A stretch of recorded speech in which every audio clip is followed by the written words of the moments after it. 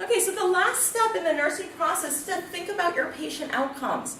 The answer choices that are written on a test never should be left alone. We are expecting that you'll critically think through those answer choices. You will say, if I do this answer choice, then what will happen? And you make your decision on then what will happen. What's the outcomes of the answer choices, not the answer choices alone. So when you're determining the outcome of the answer, you're going to identify why each action is performed, determine the outcome of each answer, and determine if it's desired for the situation. Remember, your number one job is to keep your patient safe. If your answers are assessments, you want to identify why each assessment is performed, determine the outcome of each assessment, and determine if it's desired for the situation. If your answers are implementation, you want to identify why the implementation is performed, determine the outcome of each answer, and determine if it's desired. So to think about what the answer choices really mean, a great tool to use is an if-then statement. If I do the answer choice, then what will happen? And you write down, then what will happen? If I do the answer choice, then what will happen? And you write down in a couple of words what will happen. And you do that for all 4 answer choices, and this will help you to decide, what am I going to do for this patient? What will keep the patient safest based on outcomes instead of on the actions that you're going to take? So if we take a look at this, let's think about this for a second. A person is learning to drive. They are afraid of parallel parking. What should the driving instructor do next? So your topic for this question in the real world would be a priority about fear of parallel parking. Then we take a look here. Tell them everything will be okay. Assess their knowledge of parallel parking. Ask if anyone in their family knows how to parallel park. Teach them how to parallel park. So if we take a look here, number 1 is going to be an implementation. 2 is assessment, 3 is assessment, 4 is implementation. So what we do is we go through, we say all of these are going to be physical because parking is a safety issue. They don't have anything to do with any body system, so they're all other. So we're going to take a look at our 2 assessments, and let's make sure we validated them. So does it make sense to assess their knowledge of parallel parking? Yes, it does make sense to do that. Could it make sense to ask if their family knows how to parallel park? Yes, we could know if they've been taught by anyone else. So both of these are valid assessments. So let's talk through our outcomes. If I assess their knowledge of parallel parking, then I know how much they know about parallel parking. If I ask if anyone in their family knows how to parallel park, then I find out if their family knows how to parallel park. So I've validated my assessment, so I've thrown out my implementations. I'm looking at outcomes now, and my outcome of number 1 is I find out what my patient knows. My outcome for number 2 is what my patient knows. My outcome for number 3 is what does the family know, and I make the decision. Is it more important for me to know what the patient knows or know what the patient's family knows? And obviously it's more important to know what the patient knows. So this is how you would use those if-then statements. So here would be another example of using outcomes for all 4. If you tell them everything will be okay, then there is no change in their parallel parking skills. If you assess their knowledge of parallel parking, then you will know their existing skill set before you start teaching. If you ask anyone in their family knows how to parallel park, then you will know if their family can parallel park. And if you teach them how to parallel park, then they will know how to parallel park. So let's take these back to the nursing world. The nurse cares for a client undergoing peritoneal dialysis. The nurse infused 2,000 milliliters of dialysate solution. Later, 1,000 milliliters of solution is returned. Which action by the nurse is most appropriate? So this is priority, and we know it's not okay if 2,000 milliliters went in that only 1,000 milliliters came out. So it's priority peritoneal dialysis residual would be your topic here. Number 1, turn the patient from side to side. That's going to be an implementation. 2, push the catheter in farther. That's going to be an implementation. 3, milk the catheter. That's going to be an implementation. And 4, press on the client's abdomen. This is an implementation. For number 4 to be an assessment, it would have to say palpate the patient's abdomen. Number 4, press on the client's abdomen means you're going up to the patient and you're saying, fluid must be in there somewhere, let me try to find it. Okay, so that's press. So all of these are implementations. 1 is physical, 2 is physical, 3 is physical, 4 is physical. 1 is other because it's peritoneal dialysis, 2 is other, 3 is other, and 4 is other. So all of these are others, which means we have to take it to outcomes. So if I turn the patient from side to side, then I might get fluid to return because it might move the fluid towards the catheter. So number 1, my outcome is possible fluid return. Number 2, if I push the catheter in farther, then I can injure my patient, so my outcome is harm. Number 3, you should never milk a peritoneal dialysis catheter, so if I milk it, then I'll harm the patient. And number 4, if I just blindly press on the patient's abdomen, then I could harm the patient. So now instead of making my decisions based on this, I'm making it on my outcomes. Possible fluid return, harm, harm, or harm. What are you going to choose? Possible fluid return. The next one, the nurse cares for a client receiving parenteral nutrition through a central venous access device, which is the most important action for the nurse to take. So with this one, I actually don't know the topic. This could be about parenteral nutrition, it could be about a CVAD, it could be about both. So if I look at my answer choices, remember, I'm just trying to find my topic right now. 1, remove the old dressing over the insertion site, moving against the direction the catheter is inserted. That is about the CVAD. 2, clean the insertion site with an alcohol swab, moving from the outside to the inside in a circular pattern. That's about the CVAD. 3, flush the unused catheter lumens with a 10 milliliter syringe. That's about the CVAD. And 4, use clean gloves to reapply an occlusive dressing. That's about the CVAD. So now I have my topic. My topic is priority CVAD. The background information is the parenteral nutrition. I don't care about that for this question.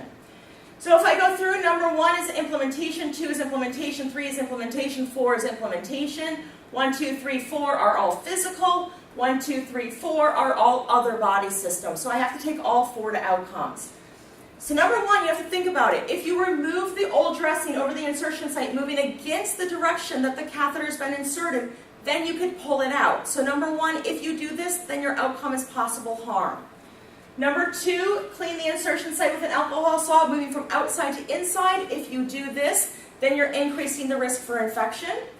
Number 3, if you flush the unused catheters with a 10 milliliter syringe, then they will be patent. And number 4, use clean. As soon as you see the word clean or see the word sterile, you stop. Because what happens all the time is you have a perfect answer, but clean is swapped for sterile or sterile swapped for clean. So you have to make sure you know which type of procedure that you should use. In the care of a CVAD, it should be a sterile procedure. So number 4, if I'm using clean gloves, then there's an increased risk for infection. So again, I'm not going to make my decisions based on these. I'm going to make it on my outcomes. My outcome for 1 was harm. Outcome for 2, increased risk of infection. Outcome for 3, patent catheter. Outcome 4, increased risk for infection. So I choose between harm, infection, patency, or infection, and patency is clearly my answer choice. The next one, the nurse cares for an elderly client 3 hours after a transurethral resection of the prostate. The client has a continuous bladder irrigation, is confused, and continuously pulls at the catheter tubing. Which action by the nurse is most appropriate? This one is, again, one that you cannot tell the topic solely looking at the stem. We know it's a priority question, but we don't know about what. So if we take a look here, give the client a small towel to hold. That's about the confused client pulling on the catheter. Explain that he should not touch the catheter. Confused client pulling on the catheter. Ask the client's wife to sit with him. Confused client pulling on the catheter. And contact the healthcare provider to obtain an order for chest restraints. Again, confused client. So my topic here is priority confused client with a catheter. The fact that they had a TURP or that they're 3 hours post-op, that's all background information. My main concern is this client is confused and trying to pull his catheter out. So if I go through, number 1 is implementation, 2 is implementation, 3 is implementation, 4 is implementation. Number 1, because he could pull that catheter out, in this case we're classifying it as physical.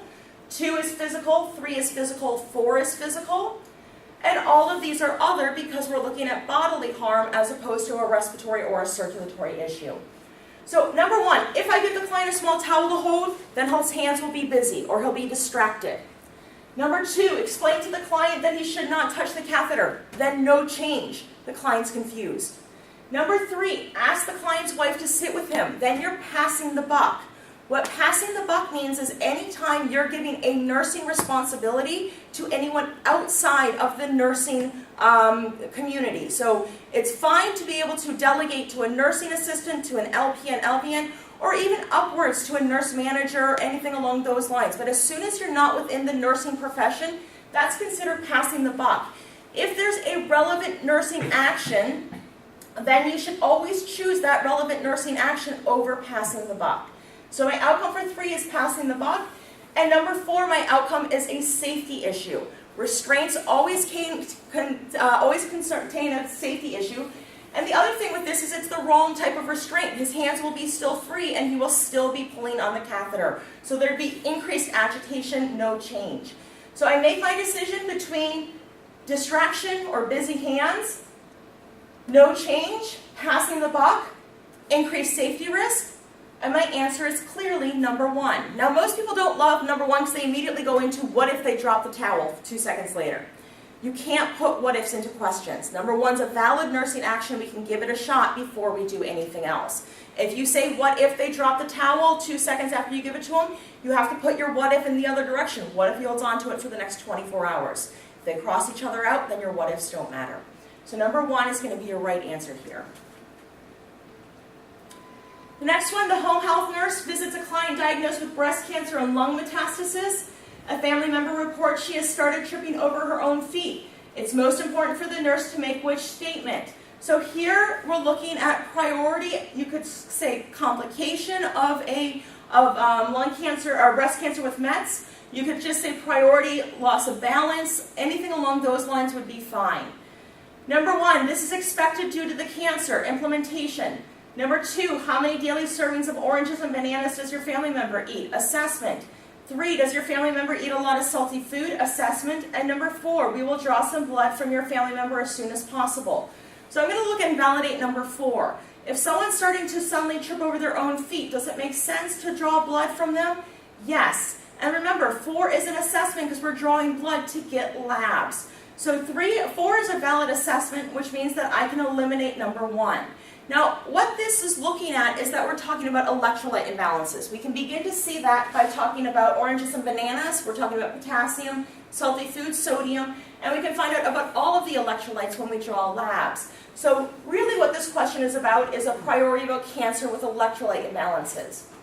If you don't know what the electrolyte imbalance is that you need to be concerned with breast cancer, then you can't put that in your topic. So if we take 2, 3, and 4 and we say, okay, I don't know exactly which one I'm looking for, I'm not sure which electrolyte, then I have to leave all of these in. So 2, 3, and 4 are all valid assessments. 2, 3, and 4 are all physical. 2, 3, and 4 are all other. So we're going to take these to outcomes. Number 2, if I ask about this, how sure am I going to be whether their potassium's high, low, or normal? Not sure at all. Number 2, if you ask about salty food, how sure are you going to be that their sodium's high, low, or normal? Not sure at all. Number 4, if you draw labs, how sure are you going to be if there's an electrolyte imbalance? 100% sure. So now you make your decision between not sure, 100% sure, and you're going to choose your 100% sure answer. So you want to think about your thinking. If you're struggling with your outcomes, did you gravitate towards real-world answers instead of textbook nursing? Did you think about each question and each answer choice within the context of that particular question? And can you recognize where your thinking went wrong and why? So that's the last one that you're going to do 10 questions on. So with this one, you'll be remediating through the entire process, and good luck with your 10 questions.